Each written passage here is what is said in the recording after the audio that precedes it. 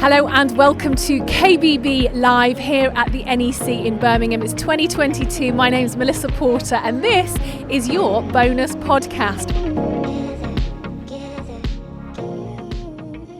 So we are so lucky to have Hayley and Tony from Day True in the studio, in the Designer Arty podcast studio. How's it going for you? I know you're not going to hold back, are you, Tony? No, normally don't. It's going well. We've been here since Saturday. We've dressed the rock punt stand with our. We do a homewares range on an e-commerce website called Collected by Day True. So we've dressed the rock punt stand with that. So we've been here since Saturday.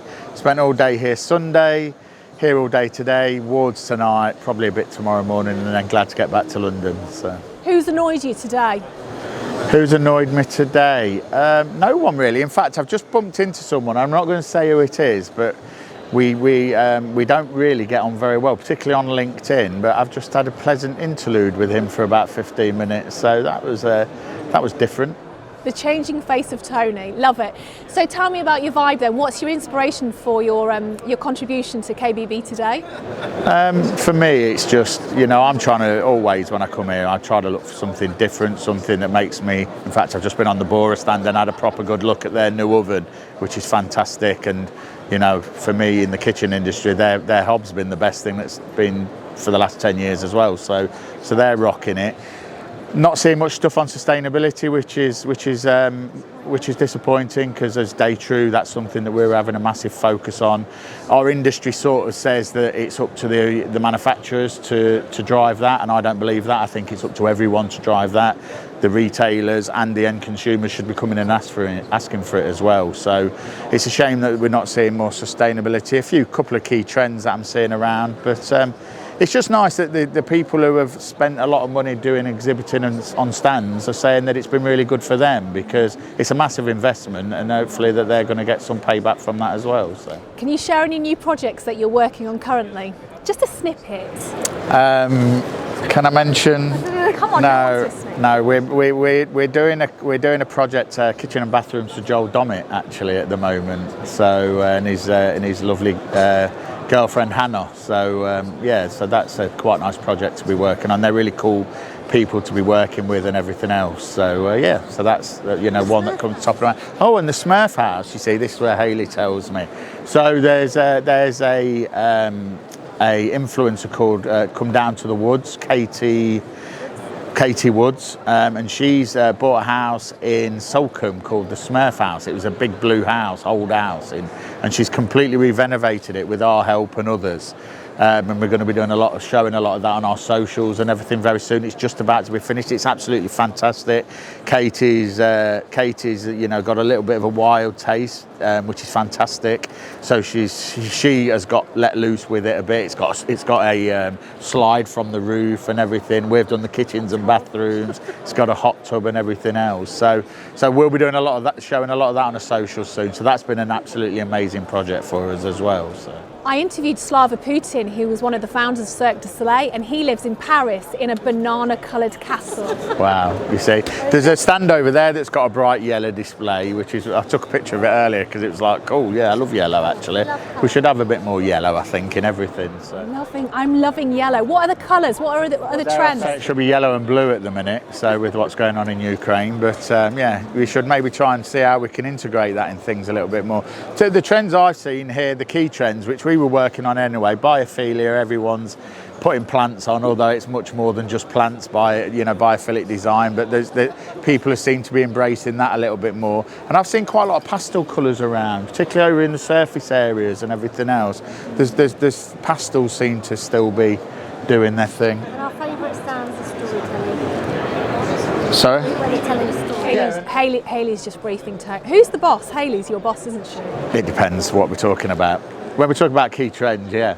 And then, our favourite stand is the, what's it called? The I always get mixed, Aquabella stand. I don't know whether you got to see it, but they're telling a story, so they've sort of pitched it out as a resort. So what could be quite a boring product, a shower tray, they've made them into massage beds or sun loungers and everything else, and they've made it like a resort. So that's really cool. And it's a shame that more people aren't doing a bit more theatre, a bit more storytelling and everything else that they're doing. But it's good fun, you know. We only do it once every 2 years, and it's been a pretty terrible 2 years. Didn't swear then, I nearly did. It's been a pretty terrible 2 years. So it has been. But if we want theatre and storytelling, we come to your Instagram page. Yeah, you do. Yeah, I mean, we do a thing every month called Car Crash Cooking.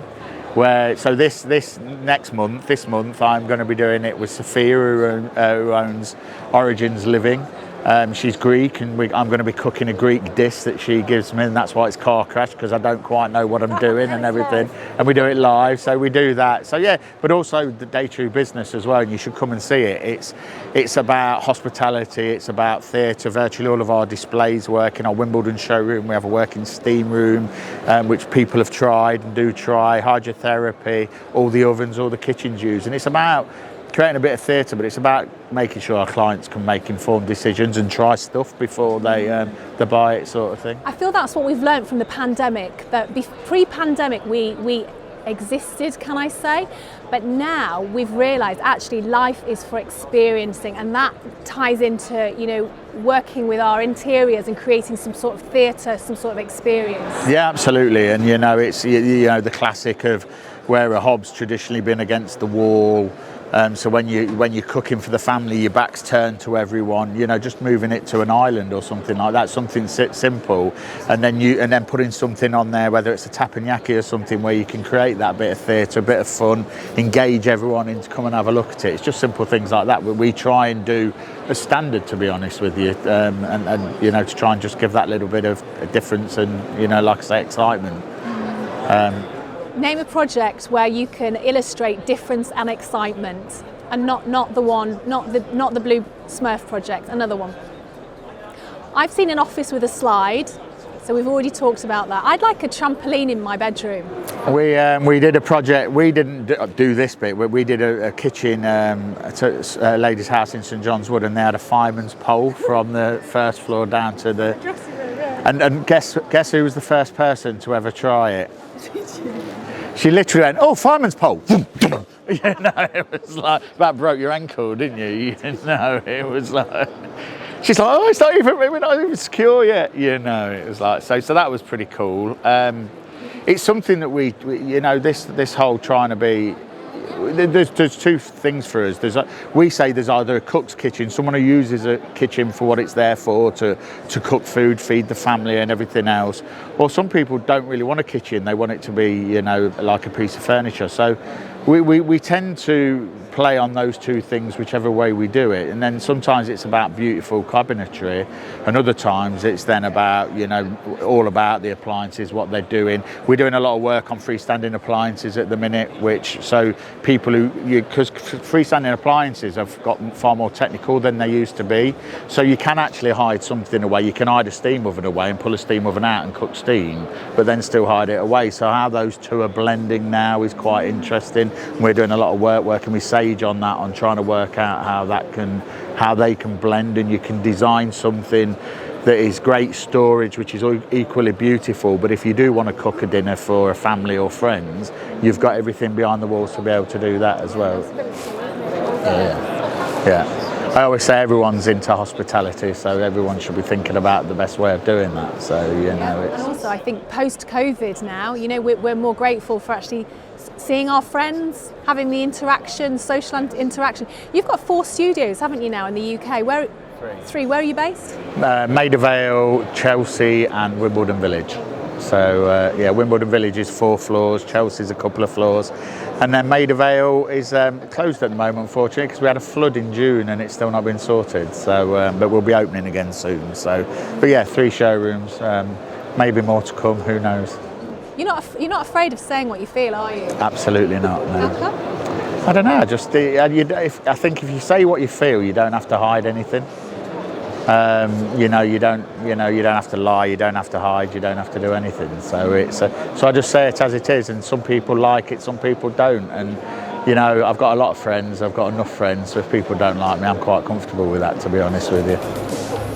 I'm here with Kia Stanford from Kia Designs. Kia, how's it going? Oh, fantastic. Yeah, no, it's been really nice being able to be out and about and being able to sort of enjoy seeing people and getting inspired.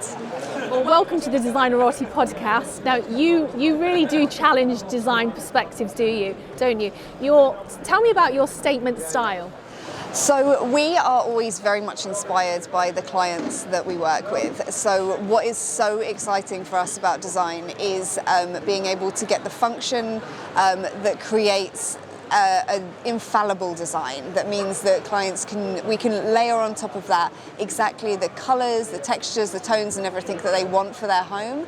But we know that it's always going to be different, it's always going to be unique, it's always going to be theirs. And so we're never stuck to one particular design style. So it's always a massive challenge, but also a really good fun project to work on every single time it's something new. Talking about fun projects, can you share with us one of your favourites? So we have been working on, for a couple of years now, we've been working on an estate in Cornwall. It's a grade 2 listed building. We have done everything in the house and we have hand painted every single wallpaper in the property. It's all done on silk. There is not a single repeating pattern, there's not a single repeating bird or tree. It is a piece of art as an overall project. So everything in there, from the 16th century antiques to all of the bathroom ware, everything has been hand selected to be able to make the most out of the house as it should have been in its sort of glory days, but taking a slightly more modern tinge on some of it. But it's something that's out of this world. So you're being sympathetic to the original architecture while stamping your own unique mark onto it. Yeah, we wanted something the client is in love with that history and that heritage, and so everything within it. We've had hand tufted rugs that have all had different butterflies from the Cornish countryside, all brought into it. So it's honed and designed to be able to really stamp itself within the grounds. There's pheasants on the grounds, so the front gate posts have a design with a pheasant feather running through it. So everything there has kind of layered together all of that history and everything that the house should have had: grand fireplaces, beautiful drawing rooms, a library, but everything has still got that function behind it. So, fantastic Wi-Fi, Sonos everywhere to be able to make sure that we can still have the music and the life that she wants, and a fantastic drum kit. So A drum kit? A drum kit, yeah. It's a pearlescent pink drum kit. It's beautiful. And I'm sure where did you source that from? That was just from one of the top suppliers. It's, what's the name of the company? I can't remember now, for the drum supplier. But we had it all specifically laid out to be able to make sure that it was exactly how they needed it to be.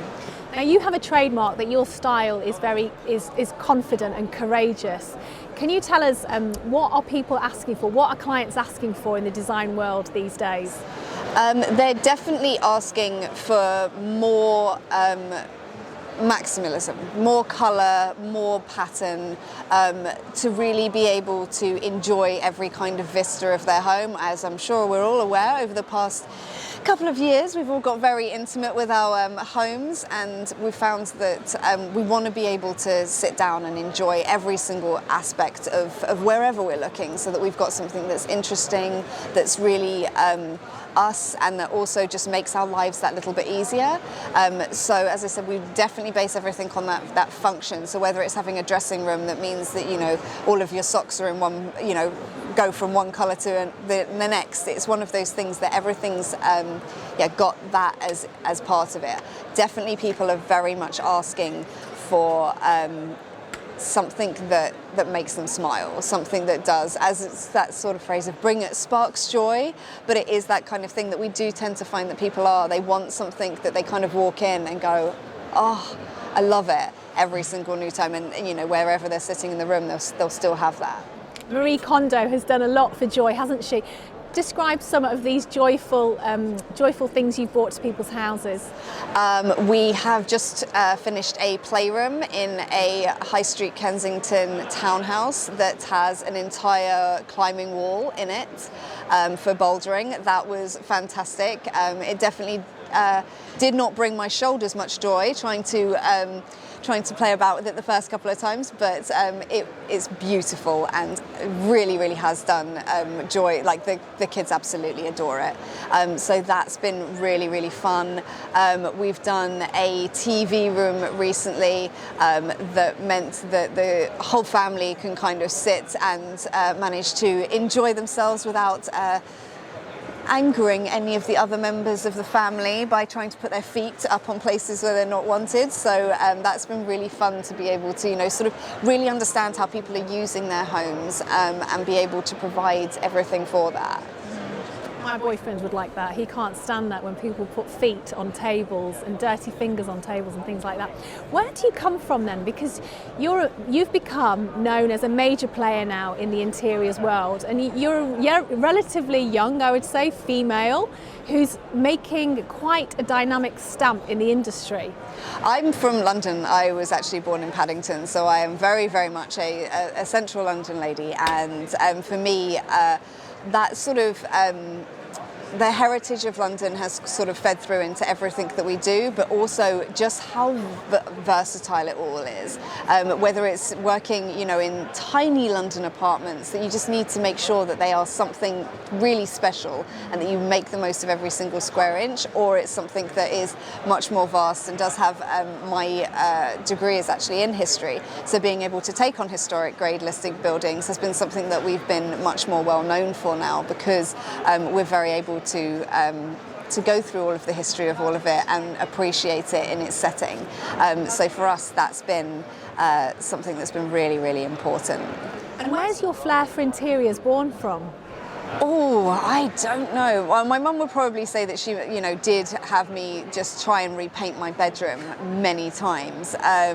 The word is very much on the try there. I leave that to the contractors. I should not be let near paints.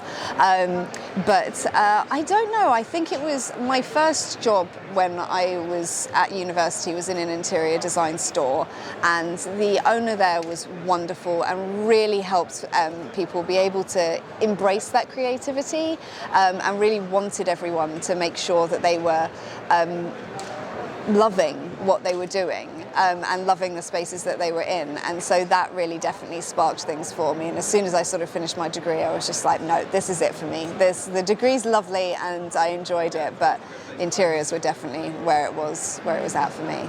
Any products or any textiles or any colours that you've got your eye on at the moment? I would say that for me, a lot of the colours that are kind of coming through that I see people sort of a lot more drawn towards are things that are a little bit maybe brighter than we might have seen, maybe cobalts, definitely some sort of like lemon yellows and things that are kind of coming through. People are really loving green as well, of just that natural, gorgeous tone that kind of comes through everything. So that's been really, really nice to sort of work with as well, because everyone is also wanting to bring in plants and life into their homes. So that's been fantastic. In terms of textures, we're still seeing tons of velvet. But it's definitely sort of slightly moving away from some of those jewelry tones, and we're sort of seeing a few more pastels sort of pop in there, which has been, it's been nice. It's been a little bit of a change of pace, and definitely all of that calm and relaxing and that sort of feel to things. So it's been good. What's the design of your home like? It's the cobbler's shoes. I don't do anything at home.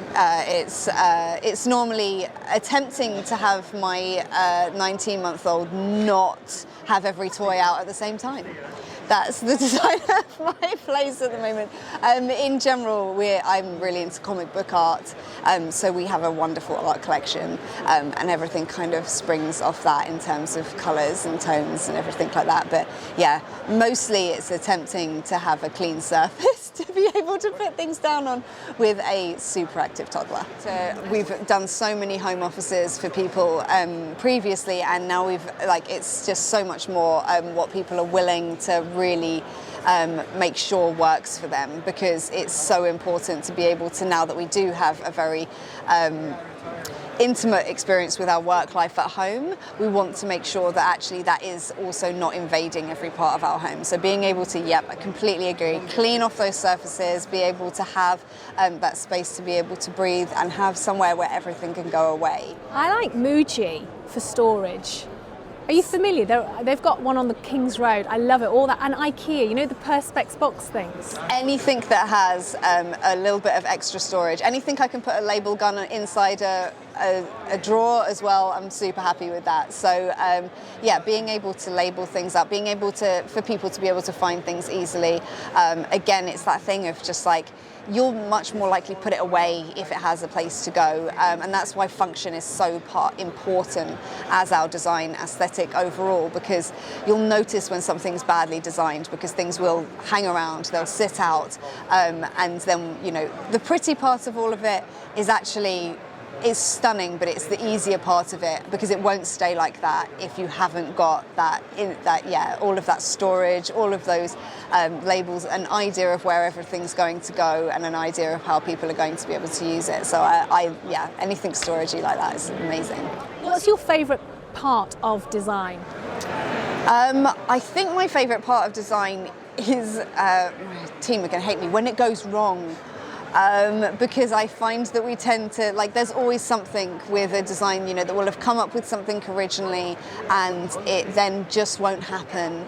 And you've then got to find something that does the job equally well. And often we'll find that that's where we'll do our best work to actually find something that's even better. Give me an example. So we've had a couple of projects where, you know, you go and try and put open up some walls, and you then find that things are not quite where they should be, or that we're going to have a huge amount of extra work to be able to put things into the ceiling, or you know, someone hasn't necessarily thought of something previously and we couldn't see it, and then we need to rethink about, bring in the structural engineers again, rethink about how we lay out a sort of area. And sometimes it's that thing of like, at that point something new will come up and all of a sudden it'll be like, oh, well, we can put the structure in the floor here and we can build a whole goalpost. And it's that sort of like that creativity that brings in all of those other, you know, parts of our design industry. It brings in the structural engineers, brings in the quantity surveyor, the architects, and everyone's kind of working towards that same end goal, but we're actually ending up with something that's really dynamic. Well, I love that. So actually from mess, you can create new opportunities, new creative thinking. Yeah, you've just got to, you know, you've got to be able to work with that. You've got to be able to sort of say, like, rather than sort of being like, oh, here's a disaster. It's definitely a disaster, but it's, you know, we've got to get to that end point. So we always love to be able to come back to the clients with something that's a solution, that also maybe has something that's, you know, rather than coming to them with the problem, they can't do anything with the problem. That's what they've come to us to be able to sort of bring together. So being able to give that solution and being able to then have something that's actually a little bit different, you know, is great. You naturally sound like you've got a positive mindset. Is that something you've developed or are you just born with? Oh, I don't know. I think I've got I want things to work, and so I'm always looking for a way of being able to make it happen. You're a can-do girl, aren't you? Thank you so much for coming to the Designerati podcast today. I've loved chatting with you. Enjoy the rest of the show at kbb Birmingham. Thank you, Kia. Pleasure. It's been wonderful. Thank you. So welcome, Lauren. You're kind of the Lara Croft, aren't you, of the virtual world. Tell me a little bit about what you do. So I joined Virtual Worlds 2 years ago. We're a CAD company for kitchens and bathroom showrooms to use as a selling tool.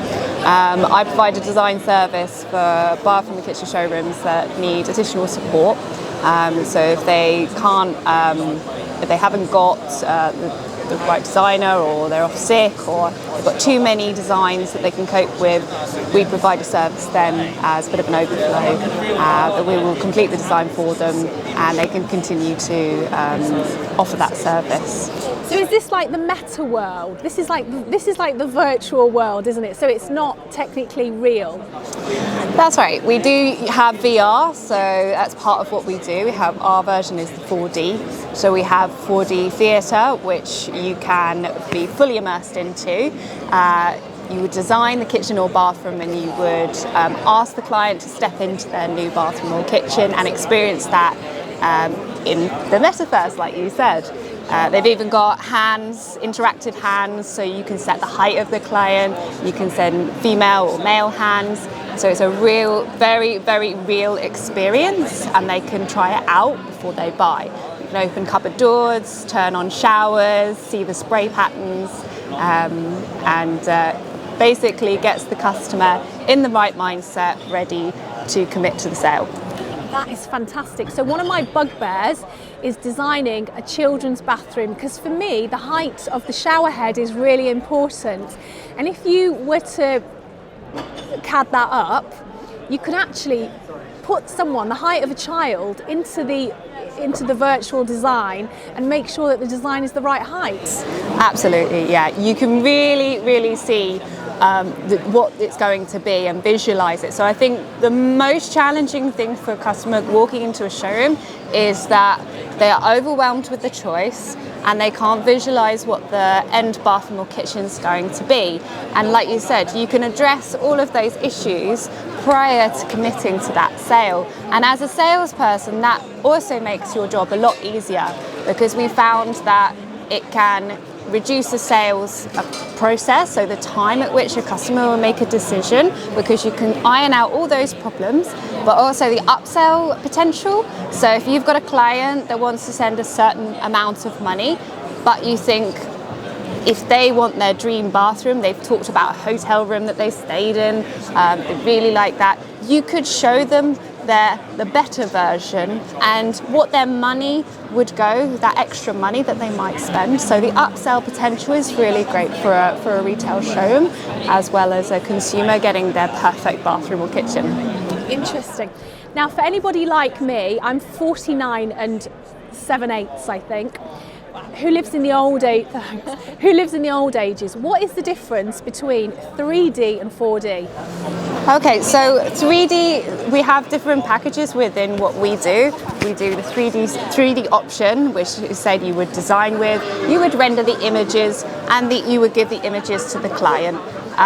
With regards to 4D, we call it a fully immersive experience. So when you step inside of your new bathroom and kitchen, you are experiencing that for the first time.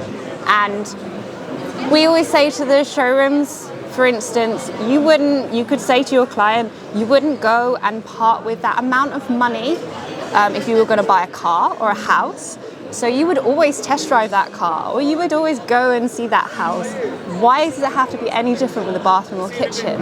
And it's all about making sure that what you want is what you get. And there's a lot less buying remorse as well. So you have less regrets, and you're committed to that perfect room. Am I right in thinking that 4D also incorporates the other senses? I've been in those cinemas, you know, when you get kind of like a rush of water on your head, or some kind of some force of squirting thing coming up between your knees or your neck. So you can taste stuff, you can smell stuff, you can feel stuff. Is that right for 4D? Yeah, absolutely. So it does address all of the majority of the senses that it can do. So you've obviously got sight, you've got the hearing, you've got the running water, you can hear. Every time you open a cupboard door, you can hear that. You can see inside. So it really is the best you're going to get, as opposed to the full installation and the end result, really. Can you share your favourite project, Lauren, that you've worked on? Oh, that's a good one. I've worked on quite a few. I think actually one of the very, very recent ones I've done was actually a design for a 4D theatre area within the showroom. It was an area that they wanted to create for customers to come in. It was a customer called Victor Paris, and they wanted to have it. The brief was very dark and moody. I would like a man cave effect, so I created this room for them with the 4D theatre. They had a bar, lighting, and everything, and also a desk area that the salesperson could work at as well. So I think that was one of my favourite commercial areas within a showroom retail setting. and also a designed bathroom for one of my customers for Lucy Mac. She's one of the, I don't know where she's from. She's one of the, on Instagram. She had an amazing bathroom that was fully wet roomed, large format tiles, big sliding door, and we did two different options. So we did brushed gold and we did matte black options. So they could see what the two options were going to be. I think they went for the brushed gold. So. Exactly. It's almost like I used to host a show called Try Before You Buy, where clients used to try the home before they actually made the decision to purchase it. And I sense that's what you're doing with your virtual reality world. People can actually try the gold taps or the silver tap, the chrome taps. Absolutely. And I think that's definitely a challenge with people coming into showrooms. You can only have so much on display. So the other advantages for the 4D that we say is that it is also an unlimited display space. So if you had, you didn't have the right combination on display, you could show the customer within virtual reality. You could do different color options, different tile options. So at a flick of a switch, you could already have it set up and the customer could see the differences. And like I said, good, better, best, and they can see all the options before they buy. Where's the industry going? Where is the VR industry going? I think that is it. It's going digital.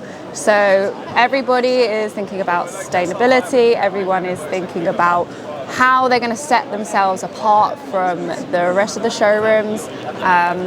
You know, and customers are very savvy now. You know, they're shopping online. Everyone's doing their homework. They're much more so than they used to. So I think when we always need the showrooms. We're a very, very big supporter of the showrooms because unless you can go in and you can try and you can physically touch, they're always very important. But with regards to 4D virtual reality, the showrooms need to set themselves apart from their competition. Why would a homeowner walk into your showroom and choose you? And for us, it's all about the customer's experience and the shopping experience, what they remember. And if they remember stepping into their bathroom, trying something new, they're going to go and tell their friends about it and family, and they're going to want everybody else to try it too. Most exciting innovation in kitchens first, then bathrooms. That gives you a little chance to think. Oh, okay. Kitchens first. I mean, for me, it's more of a personal one. I mean, I quite like the integrated extraction on the hobs, things like that. I've seen some amazing things here today, which is like integrated champagne holders, like you can put them into the worktops. I quite like those. For bathrooms, what would I have? I mean, I love being a little bit different. I love the sanitary ware colours. Some of the tilings, they get really adventurous with the tilings. I was always a bit of a fan of having something different. So for the likes of carpet or original style, those ones are a little bit different. Even the shower wall, they've come up with some really, really interesting designs for like what? Shower wall. It's shower panels, but they've been very bold with the designs, and I think that that's nice. That kind of caters for people. You know, the market's saturated with your greys and your beiges and things. Although they have a place, I think it's nice to have something different. Everybody's taking those pictures, putting them on Instagram, even if they're doing their own home. They're creating Instagram accounts, and you know they're really proud of their work. You know, they're showcasing it. And those ones that are eye-catching and different stand out. Favourite designers? You willing to share that? Designers you don't like? I will never work with them. One thing I will say is, the only social media I do is really Instagram, because that kind of caters for what I do, a very visual and creative person.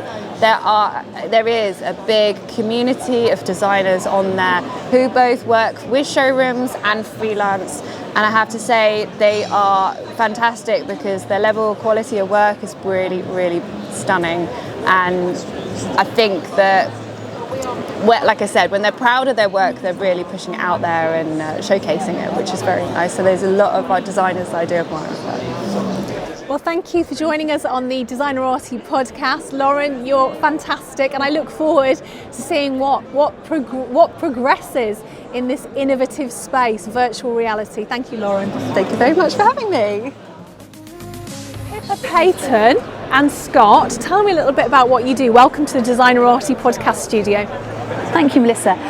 So we run an architecture and interior design company in Oxfordshire, and our business is mainly high-end residential Cotswold properties. Most of them listed, but we also do new builds as well. So we do whole house projects and design all of the kitchens and bathrooms within them. And are you a husband and wife team? Because you actually work together, live together, play together, do everything together. Look at that hand I saw. Shush, Scott, until I tell you you can speak. So yes, so we've been married for nearly 22 years. I set the company up in 2006, so 16 years ago. And Scott joined the company 2 years later, and it's kind of grown from that really. But very early on, we decided that we wanted to have quite a niche offering, which, as I said, is high-end residential and mainly in the Cotswolds. We do go slightly out of that area sometimes, but it is mainly Cotswolds. And what's your training then? Architects interiors? So no, bizarrely, I actually am a chartered accountant by training, and then I decided that I wanted to. I've always loved interiors from a very early age. Always done up our own houses, etc. So I did a course at the London School. What did I do my course? KLC, not KLC. Chelsea College. Chelsea College. That's good, yeah. I went to the Chelsea College of Art and Design, so I had a bit of a moment then, for a year to do some training before I set up the company. So that was my training, but so I'm not trained as an architect, but we basically we are very good at visualizing in spaces. So we lead all of the projects together, Scott and myself, and then we have people to actually do the drawings for us, but we lead all of the design on every single project. So we still maintain a very small team. We only do a select number of projects because we want to be heavily involved in all of the projects. What are you most excited about in the design arena? At the moment, I think we're very, we're all about materials and textures. So I think what I love about coming to shows like this, but actually going out and about and seeing things, is seeing the different and new ways that people are using materials and therefore the textures. I think, for example, wall panelling is a big one at the moment.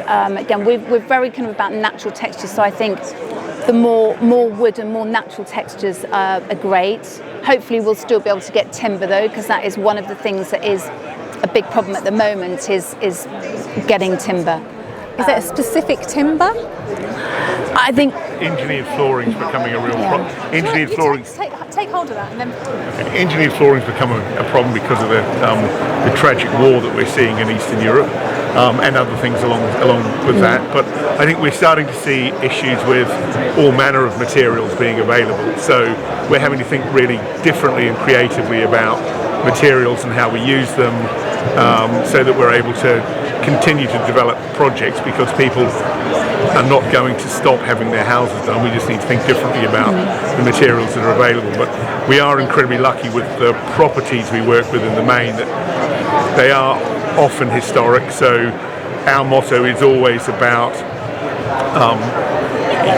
enhancing what's there. So it's, strip back the stuff that's been added that is not adding value, and then enhance the original materials that are there. So we're in the middle of doing a barn at the moment that is been completely stripped back, repointed, and we've ended up putting a completely new traditional oak frame roof onto it. But it's about getting those details right as well, so that it will be there for the next 150, 200 years. So it's about giving these buildings their next lease of life, but also introducing really interesting new materials to it. So that sort of polished concrete floor in it, and all that kind of good stuff. So anyway. Does Pippa Patton have a distinct style? I think a lot of people say, I think I do. I think over the years we've kind of, people now come to us because they've seen what we've done. I think particularly we published 2 books 21st Century Cotswolds, Volume 1 and Volume 2. 21st century Cotswolds. Because that's where we're based, and that's where our expertise is really, in mainly in Grade 2 listed buildings, but basically any old building that needs doing up. So to go back to your original question about do we have a distinctive style, we have I think there's a spectrum that we work on, but we don't do the whole spectrum of design, which is a very wide spectrum. But we have, I think my particular style is very, it's quite eclectic pieces. I like quite clean interiors, but with lots of texture, and then putting big things in big spaces, basically. Give me an example of something that's big in a big space. Well, actually, I could give you an example of our house where we commissioned a Highland cow head to basically for the space, which now hangs off a glass panel overlooking our dining area. Now that is quite big. I mean, it's a big thing, and I'm a great believer of having kind of one big thing in a space rather than lots of little things. I'm very into sculpture and pieces like that. So when we're doing the spatial design of spaces, one of the first things we do is work out where the art and the sculpture are going to go. Even if the client hasn't found it yet, we'll be saying, right, that area over there, or if there isn't an area, we'll specifically make a niche to put a sculpture, because I think that's what brings the house alive, and it is all about the story for the clients. They need their own personal things in there that they may have collected over the years, or they may then be able to go out and find a specific thing for that space. So we design around, we very much bring art and sculpture into our design. So the uniqueness of the client is born by you from the origination of the art and sculpture within the home. Any design, any specific sculptures, any specific artists that you'd like to name? Well, Paul Van Stone is a good one. We did, in fact, this is in volume 2 of our book, but we designed a whole bedroom basically around one of his. It's a massive sculpture which actually sits above the headboard of the master bedroom. It's 470 kilos of alabaster sitting above your head, and it's called Alabaster Kiss, and it's there. It represents love and beauty, and it was when the clients bought it, it was just a fantastic piece, and the place it needed to live was in this double height vaulted master bedroom suite that we'd created that bizarrely has a glass mezzanine floor in it. Good luck with that. It was fantastic. It was all about creating a space and a volume that allowed these big things to settle into comfortably. Describe what it looks like. What do you say? Alabaster Kiss? Yeah. It is effectively it is two heads kissing. But it's going to, you don't really see that. You have to look carefully to see that. And then you realise what it is. So they're not complete form. It's just the only pieces that come into completely sharp relief are the noses and the lips. But the other thing that's really interesting about the placing of that sculpture is we then designed the bathroom so that you could, with a side panel, so that you could see. So when you're in the shower, you actually look across the bath and through a clear panel into the bedroom, so you can still see the side of the sculpture.